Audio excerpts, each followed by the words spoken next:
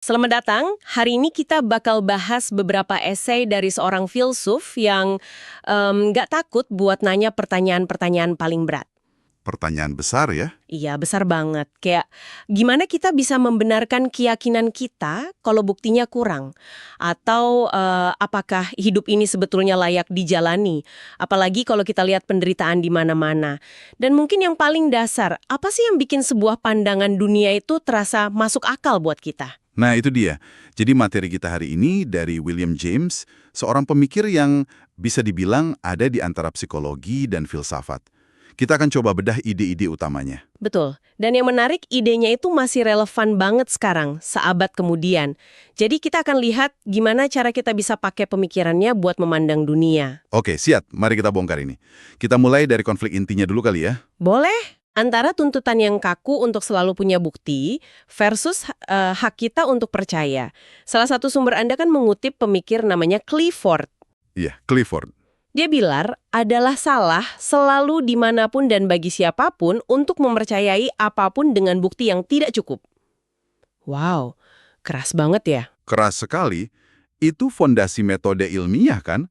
Sains itu dibangun di atas kesabaran, objektivitas, dan penolakan terhadap preferensi pribadi. Salah selalu dimanapun. Sama sekali nggak ada ruang untuk iman atau keraguan.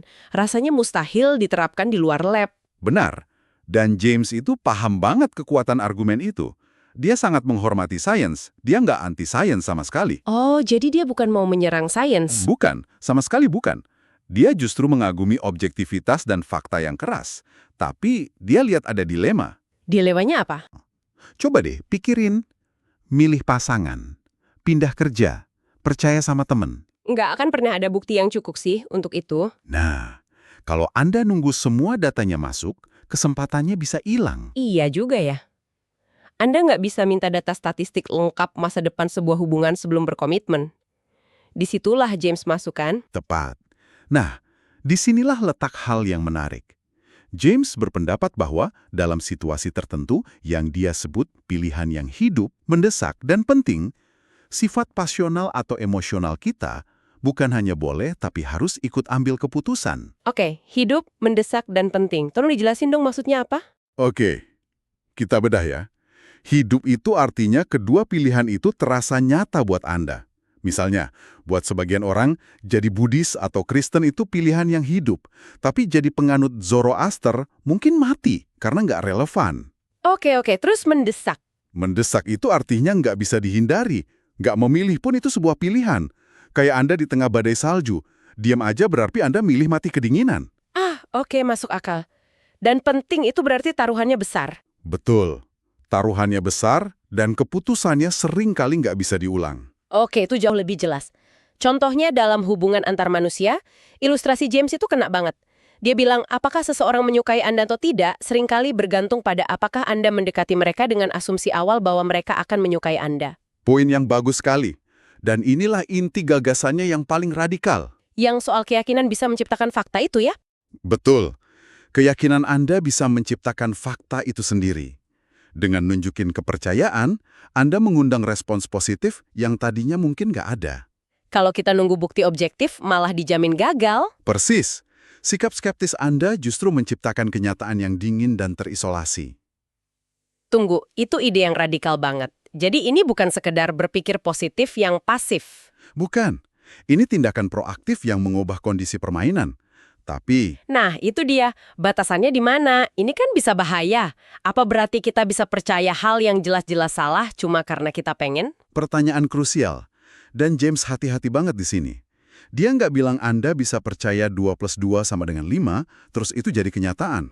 Oke. Dia bicara tentang ranah di mana bukti itu secara inheren nggak akan pernah lengkap. Hubungan manusia, moralitas, pertanyaan eksistensial.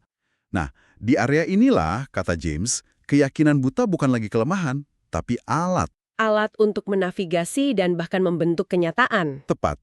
Ini semacam izin untuk bertindak berdasarkan harapan di tengah ketidakpastian. Oke, kalau kita diizinkan percaya dalam situasi personal, gimana dengan pertanyaan terbesar dari semuanya? soal hidup ini layak dijalani atau enggak.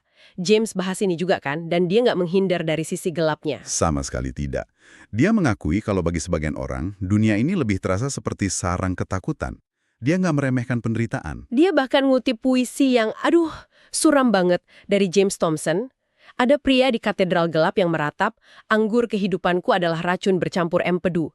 Apa yang bisa menghiburku atas kehilangan yang tertinggi? Wah, Dalam sekali ya, itu gambaran keputusasaan yang absolut. dan rasanya banyak orang bisa paham sentimen itu. Nah, James memberi nama untuk perasaan ini, penyakit religius. Bukan penyakit medis, tapi penyakit filosofis. Penyakit filosofis. Maksudnya?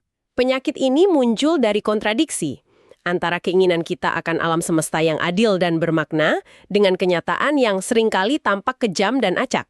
Kita mendambakan keadilan, tapi yang kita lihat cuma penderitaan yang sia-sia. Persis? Lalu gimana jalan keluarnya? Apa kita harus lari ke keyakinan buta pada agama? Menariknya, James menawarkan jalan keluar bahkan tanpa itu. Pertama, dia menunjuk pada sesuatu yang sangat manusiawi, semangat juang. Semangat juang itu seringkali datang bukan dari kenyamanan, tapi dari perjuangan melawan kesulitan. Dia kasih contoh kaum Waldensis yang ditindas berabad-abad, tapi malah punya semangat hidup yang luar biasa. Itu poin yang kuat. Makna datang dari perjuangan itu sendiri. Kita sering lupa itu di zaman yang serba nyaman ini. Benar. Terus untuk membawa idenya ke tingkat yang lebih tinggi, dia pakai analogi yang agak mengganggu. Oke. Coba bayangin deh, ada seekor anjing yang lagi dibedah di laboratorium. Dari sudut pandang anjing itu, apa yang terjadi adalah neraka murni.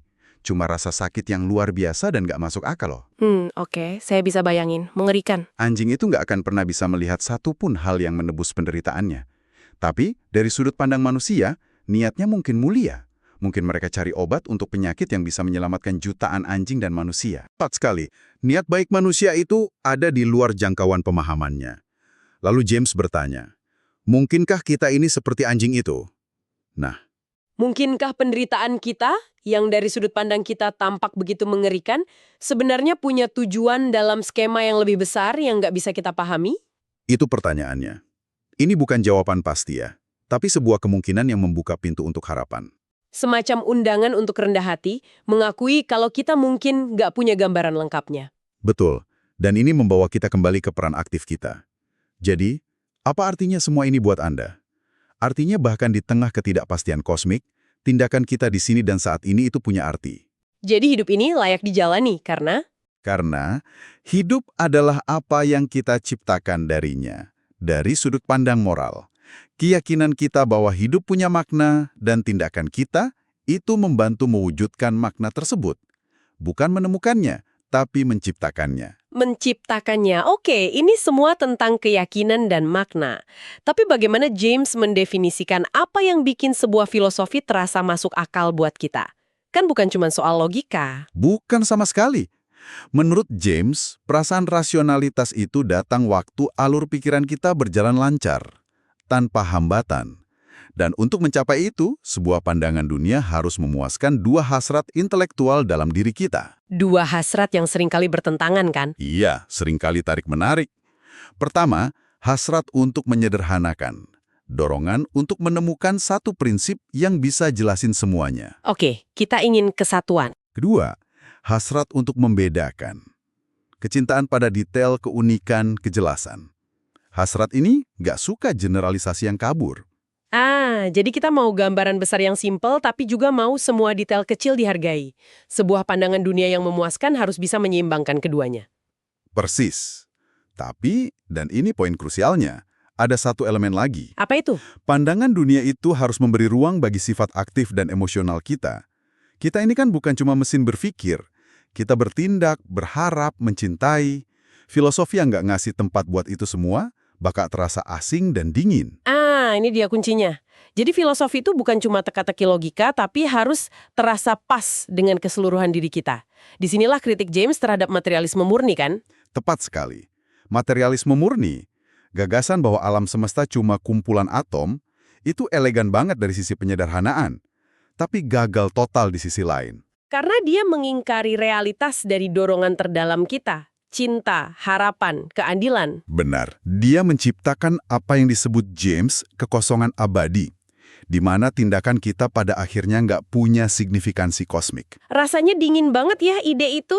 Semua perjuangan kita cuma percikan biokimia acak di alam semesta yang hampa. Dan itulah kenapa, menurut James, materialisme nggak akan pernah terasa rasional secara mendalam bagi manusia. Kita menuntut alam semesta yang selaras dengan emosi dan kecenderungan aktif kita. Dan ini semua soal makna dan pilihan akhirnya bermuara pada kekuatan kita sebagai individu kan? Betul, ini membawa kita ke argumennya yang paling memberdayakan. Salah satu esainya mengkritik pandangan bahwa orang-orang hebat itu cuma produk dari masyarakatnya. Oh, pandangan yang deterministik itu ya? Kalau bukan Napoleon ya pasti ada orang lain yang melakukan hal yang sama. Persis, individu cuma busa di atas ombak sejarah. James menolak itu dengan tegas.